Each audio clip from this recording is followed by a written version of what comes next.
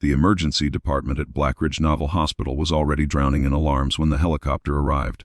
Rain hammered the roof as 4 corpsmen rushed a stretcher through the sliding doors. On it lay Rear Admiral Daniel Voss, one of the most decorated officers in the Navy, bleeding beneath a torn flight vest. His blood pressure was collapsing, his left chest barely moving. "Get him into trauma too," Dr. Marcus Hale shouted.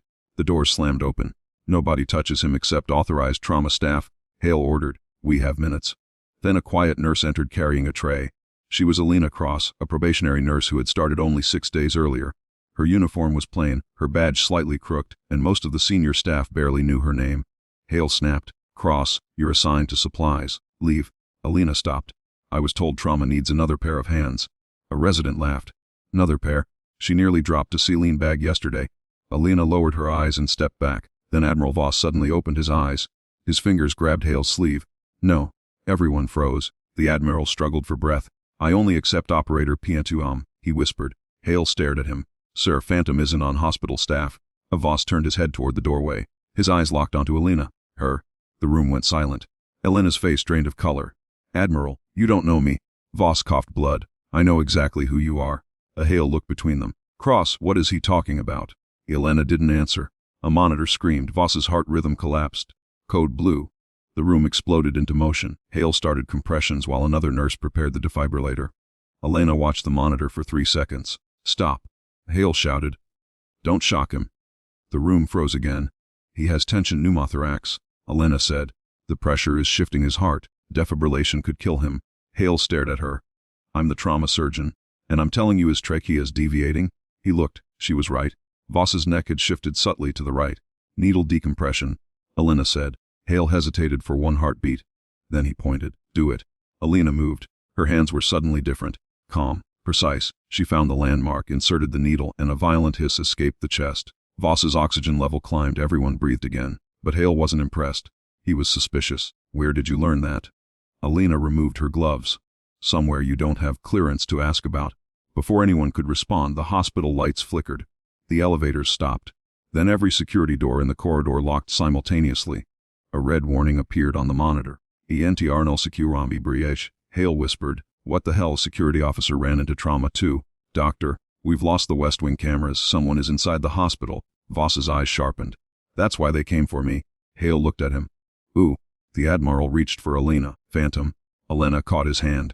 "Don't say that name." Voss whispered. "They already know."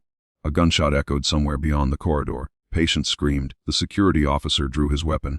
Hale backed toward the trauma bay. Elena stood completely still. The frightened nurse everyone mocked was gone. She quietly removed her hospital badge. Behind it was a thin black identification plate. No name, only 1 word. Pientem. Hale stared. Yelena looked at him. "Not anymore." The lights went out. Emergency red lamps flooded the room.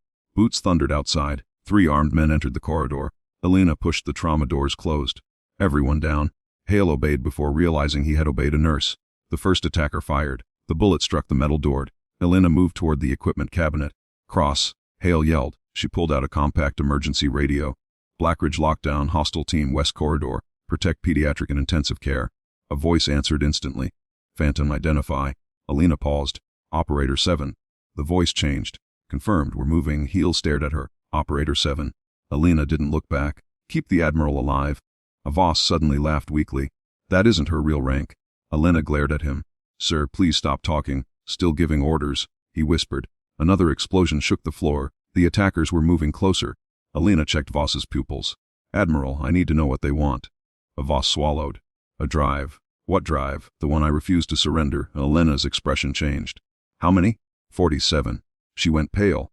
Hale noticed. "You know those people." Elena's voice cracked. "I trained them." A silence fell. Voss closed his eyes. She wasn't just an operator. Phantom commanded the recovery unit. Hale stared at Elena. "You commanded special operations." "Once."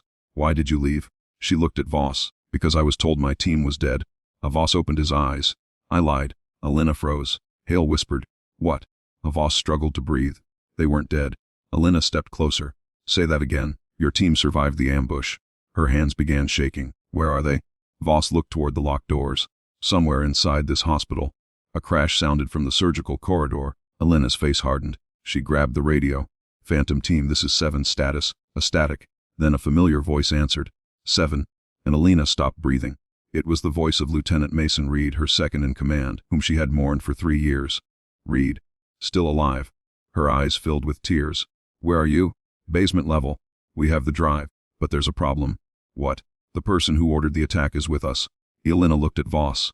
The Admiral's face revealed the truth. Hale whispered, "Who?" Reed answered through the radio. "Admiral Voss." Elena slowly turned. Voss's eyes closed. "I'm sorry." Hale stepped back. "You brought them here." Voss whispered, "I needed Phantom to return." Elena's voice became ice. "You used me.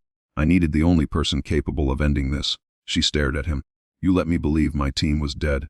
To protect them. You destroyed my life." Voss opened his eyes. "And tonight you can save theirs." The door exploded inward. Elena moved before anyone else. She dragged Hale behind a surgical table, grabbed a fire extinguisher, and rolled it across the floor. The attacker fired. Elena triggered the extinguisher. White vapor filled the corridor. 2 seconds later the gunman dropped. Hale stared. "You planned that?" "No." She smiled faintly. "I adapted." They reached the basement through a service stairwell. There, surrounded by wounded operators, stood Mason Reed. He looked older, scarred, but alive.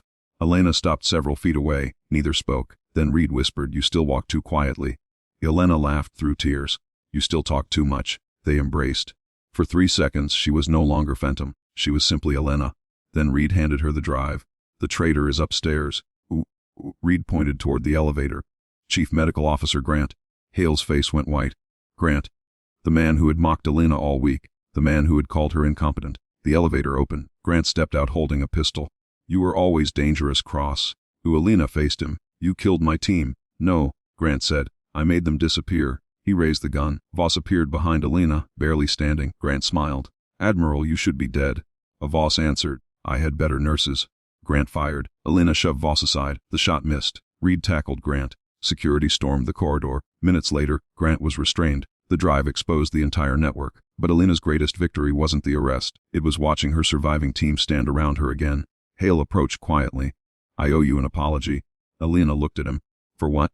"For believing a badge made someone a hero." She smiled. "It doesn't." "Then what does?"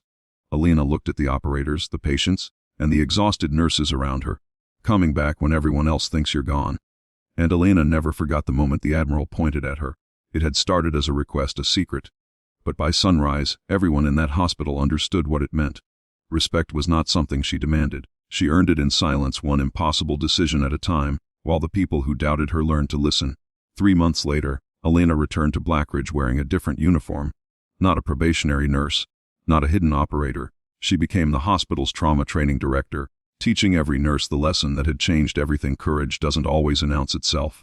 Sometimes it enters quietly, carries a medical tray, and gets laughed at by people who have no idea what stands before them. And sometimes, when the world is collapsing, the person everyone ignored becomes the only person standing between life and death. If this story reminded you that heroes can be hidden in plain sight, subscribe to the channel, because the next story may prove that the quietest person in the room is sometimes the one carrying the greatest secret.